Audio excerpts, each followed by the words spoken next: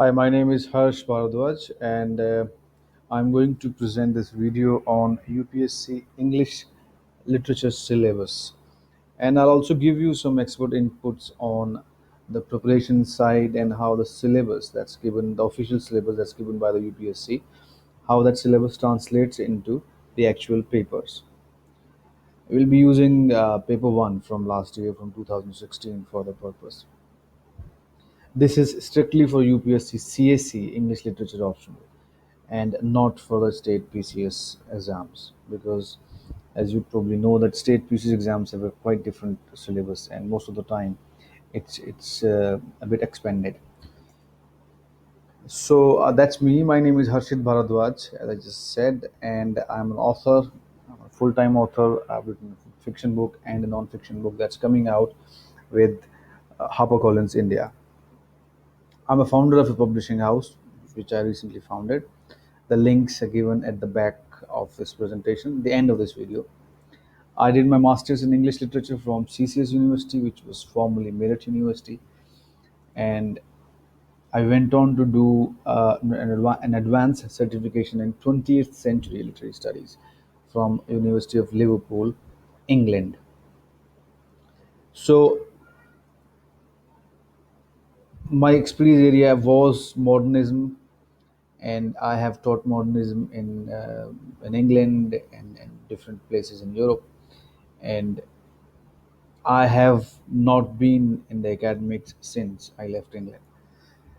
So why the hell am I doing this? I'm doing this because I have a genuine passion for literature, and because I'm not in the academics at the moment. So this I found to be the best way to get in touch with the texts. Secondly, I a lot of students approach me because I teach students at my local college, and just students who cannot afford tuitions. So I figured out that there is literally no resource for English literature optional. So students who prepare for this optional, they prepare either they have a background of English literature or they know somebody who can teach them for free. There is very little information whether you should why should you pick English literature optional, for example. So I thought I should add in my bit, and I hope to help. So who are the ideal candidates? Who should? This is one of the most important question. Who should pick English literature as an optional, and why should we pick it? That's something I'm going to be talking about. So the obvious choice is, if you are an English graduate, then this should be your natural choice. Even if you were bad, even if you scored badly, English literature should be your preferred first choice. And I'll tell you in a minute why. The syllabus, as the official UPSC PDF says, that the syllabus is of English honors degree, so which is slightly higher than the normal graduate degree and lesser than the master's degree syllabus. So, if you're an English graduate, my advice is that you think seriously about it. If you're not an English graduate, but your language skill is fantastic, your English is good, and you can read books. So, if you have a passion for reading books, if you're a reader, because you will have to read a lot of texts, the syllabus requires you first hand reading of text. But then I think if you're preparing for CSE, then you will need to read a lot of text anyway. So whether you have that skill or not, you will have to develop that skill to read first hand first hand reading of the text, original text, not the summaries, not the booklets that tell you about what the book is about. So if you're reading, for example, Indian polity, you'll have to read the entire Lakshmikant. So if even if you're not from English literature background, but your language skills are adequate, and you've done history or sociology or other humanities subject, whether it requires you to read the history of the subject, whether it requires you to understand the cultural phenomenon, and you read text, original text, then English literature is a very good fit. Now, why it is a great choice? I think anyone who has slightest of interest for books or reading books should not even think twice, you know, because syllabus is very specific. As I said in the intro, compared to state PCSs, the syllabus of UPSC CSE English optional is very specific. For example, in Shakespeare, you only have two texts. Obviously, when you will be reading about the era, the Elizabethan and the Jacobean era, you will be reading. They are references to a lot of different dramatists and important texts. But the actual text from which the unseen passages and the short note questions will come, these are just King Lear and Tempest, right? So syllabus is very specific, and they obviously stick very strictly to the syllabus. I guess there are fewer aspirants for English literature optional simply because of lack of guidance, right? Reading a lot of stuff on the history of literature, on the history of Europe, and the different literary movements, which are socio-economic and socio-cultural movements that you will be reading as part of English literature syllabus. That will enhance your worldview and understanding of Europe's history, which are very useful points for your preparation for your GS1 paper. So it will add on to that. And obviously, when you'll be practicing to write answers, there are only 150 word answers. But when you'll be practicing and practicing to write with the time, you will be practicing your essay writing skills as well. So it's pretty good. Reading and analyzing classic texts will definitely enhance your overall analytical skills. There is no doubt about it. And I think scoring 300 plus with 3 to 4 months of preparation is very much possible. Hi, we just talked about what why should you pick English literature. So let's look at the general overview of the exam. Uh, as you know, the exam consists of two papers. There is paper one and paper two. Paper one corresponds to 1600 until the 1900s, so the 17th century until the 20th century, and the paper two takes on from the 1900 all the way till 1990. So start of modernism all the way to postmodernism.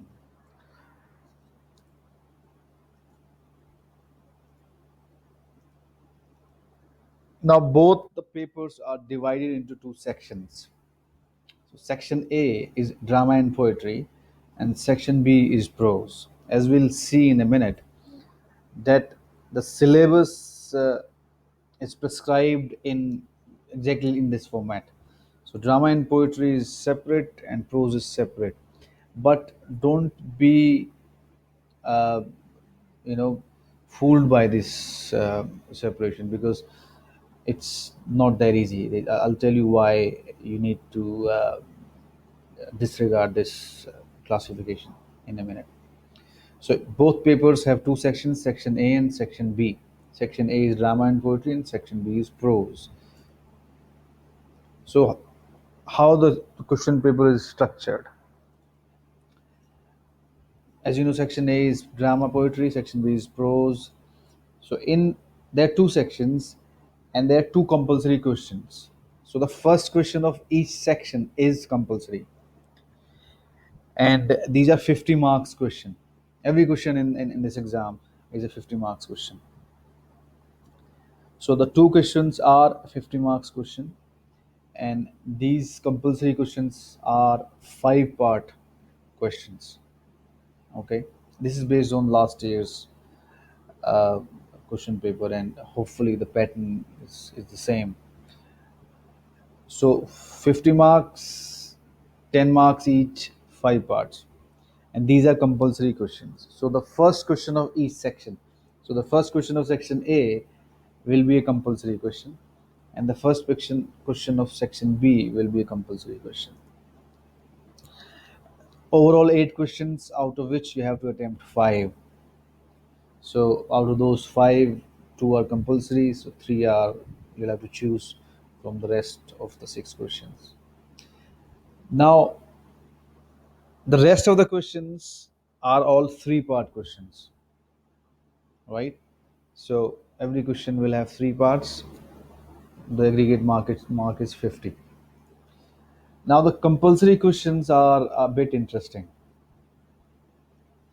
because you would presume that the compulsory question of section A will be strictly from drama and poetry, and the compulsory question of section B will be from prose, right? So let's have a look at the. So let's have a look at the question paper from last year. This is paper 1, 2016, as you can see. So the first question, which is the compulsory question, as you can say, it's 10 marks, 5 questions, 5 parts, 50 marks in total. So you would presume that this is section A, and section A is drama and poetry.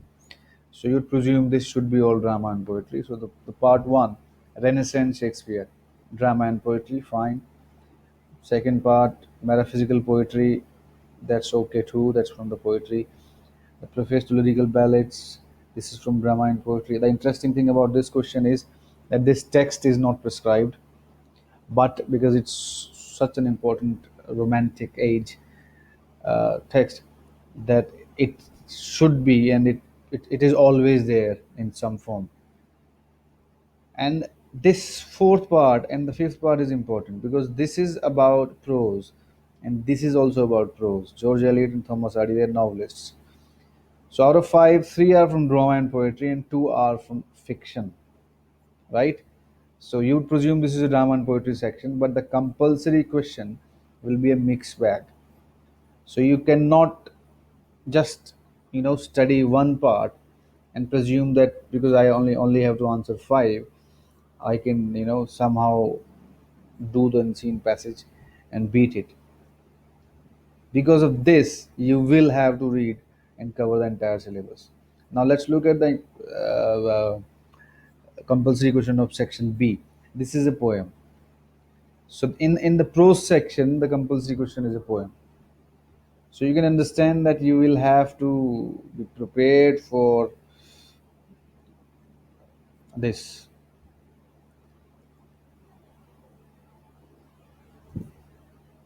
Now, the general overview of paper one's general topics. So these are, a lot of students think that you don't really have to worry about these topics because if you read the text, you will understand this. If you read the text, if you read Shakespeare, you will understand Elizabethan and Jacobean drama and Renaissance. If you this is what I've heard a lot of people talking like this, that you don't really have to worry about the literary ages, excuse me, or the eras. You just don't worry about the theory. Just read the text and figure it out, work it out. That's a shortcut, and that's not going to help you because most of the authors and most of the questions and most of the texts prescribed are in direct reference to these topics. So all the short notes will correspond in some way to these topics. So, for example, I showed you this question one, the Shakespeare, the influence of Renaissance. This one, the influence of Renaissance, Shakespeare's imagination. So that is from this is from the general topic. So you read Shakespeare's text, and then you understand, you know about Renaissance, and then you combine the two. So you need the knowledge of the text as well as the age to answer this question. Same thing with metaphysical poetry. You need to understand what is metaphysical poetry and the specific elements of it, and then you'll need to quote at least one poem or couplets from various poems to substantiate your argument in this question, right? Same here, 19th century fiction. There is a topic here about the rise of the novel, so this is about that, and then you're talking about social life, and so here you will have to refer to the texts prescribed, preferably, right? Treatment of nature, this is the Victorian age. Treatment of nature is a Victorian age topic. And then you are two prescribed authors. So the point being, you cannot study these topics in isolation. So you cannot study the authors and the text in isolation. So you'll my advice is that you understand these first. Do a very cursory quick reading, even if you don't have time, if you because this is boring. Let's be honest.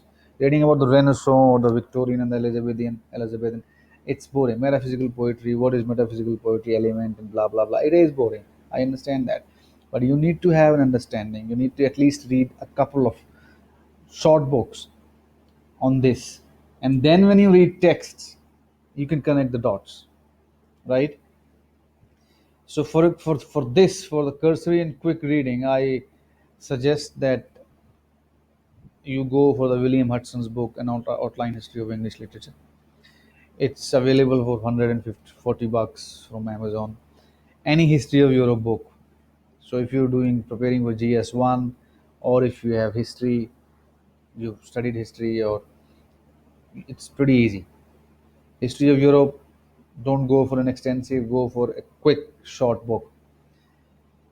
Aspects of the novel, these books I'm suggesting to understand the general topics, right? So aspects of the novel is a very important text, and this will not only help you in paper 1, this will also help you in paper 2, because paper 2 is about modernism, and E.M. Foster is considered as the father of the novel. And the 21st century, 1900 till 1990, that is all about the novel, various forms of the novel. The novel was the primary form of literature in the modern era. So this book will come really handy. So if you read this book, and if you can quote from this book, and this will apply to a lot of different places. So I suggest this text, reading of the first hand reading of this text. E.M. Forster is important because one of his novel, A Passage to India, is prescribed in paper 2. So apart from these texts, you can watch, there are tons of videos on YouTube. Just type Victorian age and check out videos on YouTube and understand what the Victorian age is all about, and make some notes. Make notes. Spark Notes is a fantastic resource. It has all kind of literature study guides. It has complete separate section on Shakespeare. It's a fantastic resource.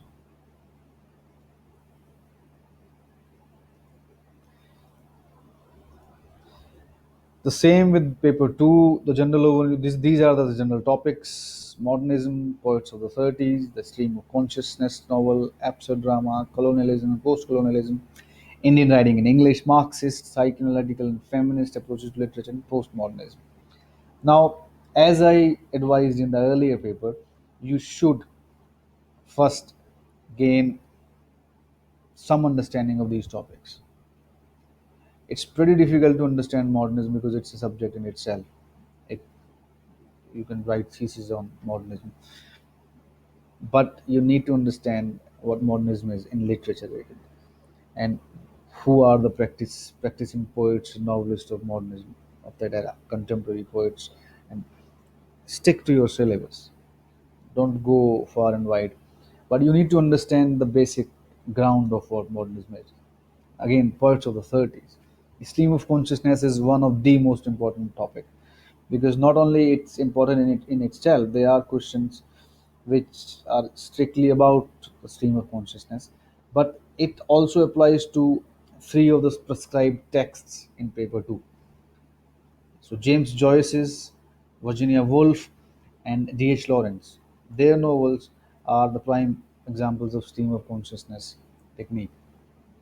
So this is pretty good. I can guarantee you will get at least two questions, directly or indirectly, on stream of consciousness.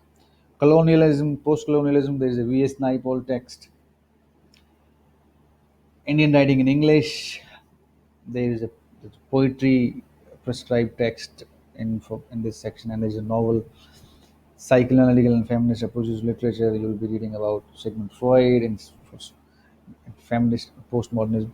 So you need to understand these topics pretty well, not just a cursory reading. You need to understand, you need to have pretty solid understanding of this. So these are the texts I prescribe. Christopher Butler's series are very good. Modernism, postmodernism, stream of consciousness topic, as I said, just go for it, just learn it by heart. Now let's look at paper one in detail. So I'll just quickly run through the syllabus because it's pretty self-explanatory. So paper one, section one, which is, as you know, drama and poetry, and these are the prescribed authors: William Shakespeare, John Donne, John Milton, Alexander Pope, William Wordsworth, Alfred Tennyson, and Henrik Ibsen. Now, as I've said before, that the general topics given are hand in hand with the prescribed text and the authors. So they're related. So if you prepare keeping in mind that the prescribed authors and the prescribed general topics are very much related, it will make it very easier, right? They haven't given the Renaissance just for nothing. They won't be talk. If you talk about Renaissance, it's a vast subject, vast ground to cover, but they've limited it by prescribing William Shakespeare's two texts. That's it. So they might be talking about Renaissance, but my gut feeling is that they'll only talk about Renaissance within the territory of William Shakespeare's two prescribed texts. And you can check last 10 years papers.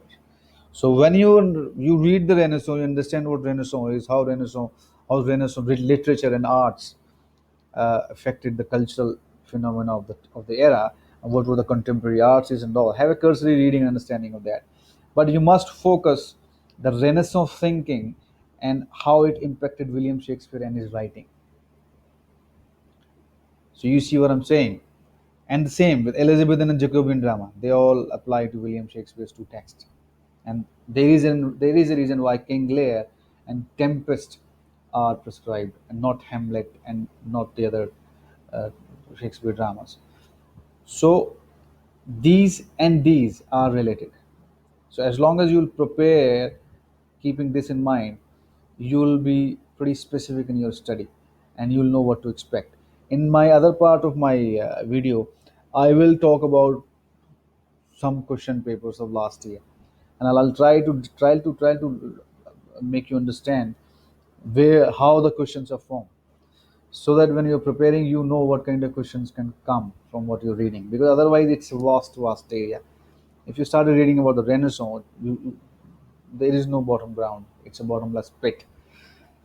The same with metaphysical poetry. When metaphysical poetry is talked about, the biggest, the most well-known metaphysical poet is John Donne. So they only prescribe John Donne and his poems. So you will be reading about metaphysical poetry only in the context of John Donne and his poems, right? So I'm not saying that nothing beyond this will come, but the questions will revolve around this metaphysical poetry, John Donne, right? Metaphysical poetry is one of his poems, right? One of his the topics of his poem, right? There is a question about the spirituality and metaphysical poetry. So that is very much relevant to John Donne. The same with the epic and the mock epic. When we're talking about epic, John Milton's Paradise Lost comes to mind. When we're talking about mock epic, Alexander Pope, who was one of the most renowned neoclassical writers of the time, and also a satirist. William Wordsworth, as we all know, is one of the most defining poet of Romantic movement. And I'll talk about one interesting thing about William Wordsworth later. Alfred Tennyson and Henrik Ibsen, they both were in the Victorian age. So Alfred Tennyson and Henrik Ibsen's Doll's House is the world's most performed play throughout the history of playwright. So Henrik Ibsen is important, and he was a Norwegian who wrote in Danish language, not in English. So that's why he kind of represents the European uh, realism and the start of modernism scene. So these Henry Gibson is on the cusp of modernism. Now, section B of this paper one is interesting. You might be fooled by the simplicity of just seven texts, and it's simpler. I would say it's slightly simpler, but again, the first question of section B will be an unseen passage from here, right? So you only get to choose from these topics, but from the general topics, the section B only corresponds to the rise of the novel and the Victorian age. So the general questions, the short notes correlating, the literary era and the literary movements is limited, as opposed to all these topics corresponds to all these authors in the text. But for all these texts, only these two will correspond. So Jonathan Swift, Jane Austen, Henry Fielding, Charles Dickens, all these are pretty simple, straightforward, and representative texts of their time. Very very simple, and they have about 3 to 4 main questions around each text. So when I'll be giving you videos and instructions on these texts, I'll give you those 3 to 4 questions on each. The whole you know thought behind each text is only limited to those 3 to 4 topics. So these are pretty straightforward. They're done to death topics, and all you need to do is read the text first, read a couple of critical summaries from good authors, and then get hold of a bunch of questions that have been talked about regarding these authors. Now let's quickly scroll through what the section A authors are. First one is William Shakespeare. As I said, the short note, which are not directly about the text, will revolve on the Renaissance, the Elizabethan and Jacobean drama, and Shakespeare. Right. So when you're reading this, just think of these texts in your mind, and when you're reading these texts, think of the questions that might come relating this to this. Right. John Donne. There are five of his best poems, and they are short poems. As you know, John Donne's poetry, the metaphysical poetry, was against the Elizabethan poetry. So that is a topic in itself. So why metaphysical poetry came about, the philosophy and the spiritual side of John Donne. There are questions like that, and corresponding to the text. So if there is a general question on metaphysical poetry, you should and you must refer to the prescribed text rather than referring to texts which are outside the syllabus. So it makes sense if there is a general question, general short note on metaphysical poetry, that you talk about one of these and John Donne, even if they don't mention one of these. John Milton's Paradise Lost is an epic poem, and Alexander Pope's The Rape of the Lock is a mock epic. Alexander Pope is very, very important. At least one question definitely comes, and there could be two questions, because he fits into at least three general topics: mock epic, neoclassicism, and satire.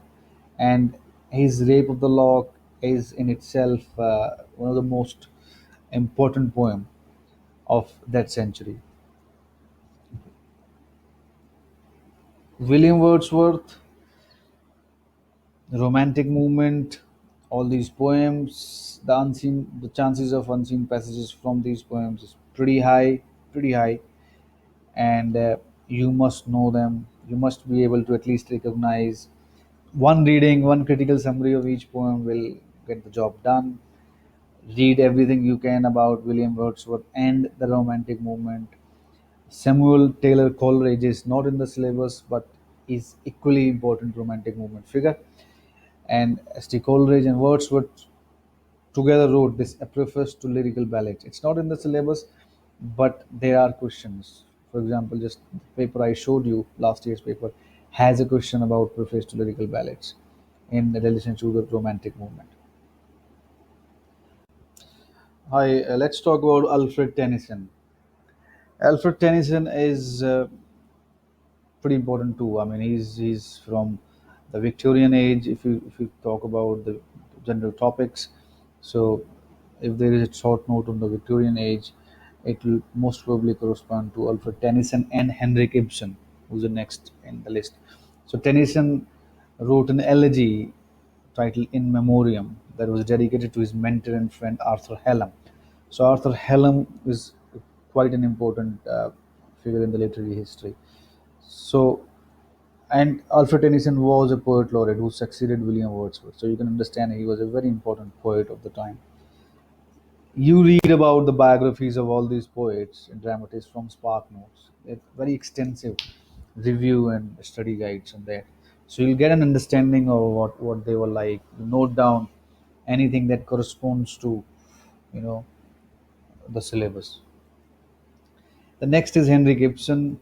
Henrik Ibsen was often called the father of realism and one of the founders of modernism in theatre in Europe. He was born in Norwegia, Norway, and he wrote in Danish, not in English. So that makes him pretty important European figure. In fact, a global figure in the playwright. So his A Doll's House, which is the prescribed text, is one of the most profound plays in the world. So it's very important. It's first-hand reading of is highly prescribed, and it is he falls into the Victorian age because he was writing in that age, but he's on the cusp of modernism. So it's very important understanding Henry Gibson and his work, in light of Victorian and going to the modernist era is important because this will help you in understanding modernism for paper 2.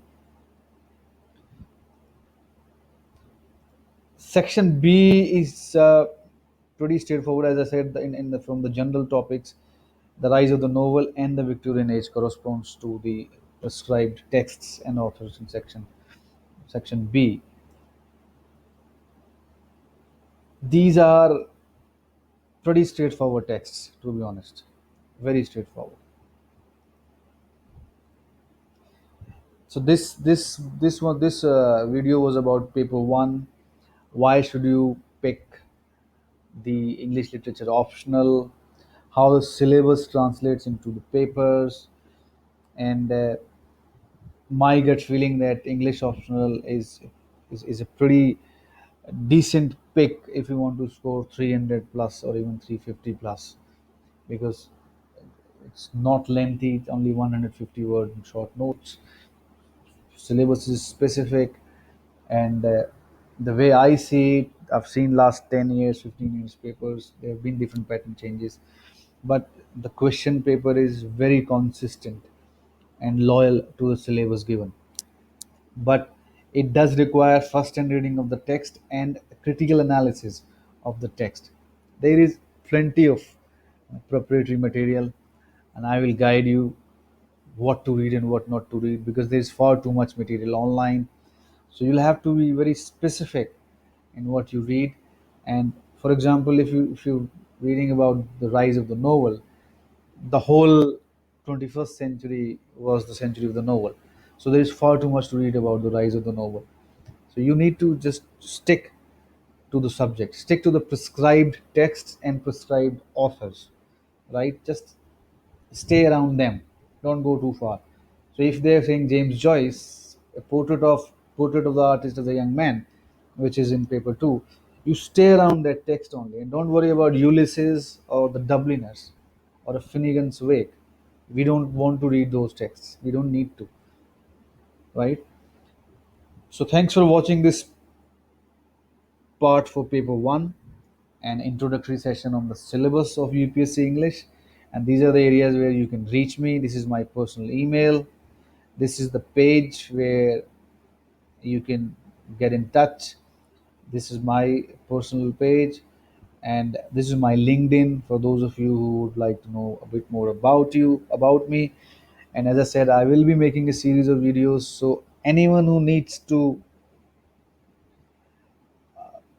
go for a ride with me in your fantastic journey, please get in touch and let's do it together. Thanks for watching.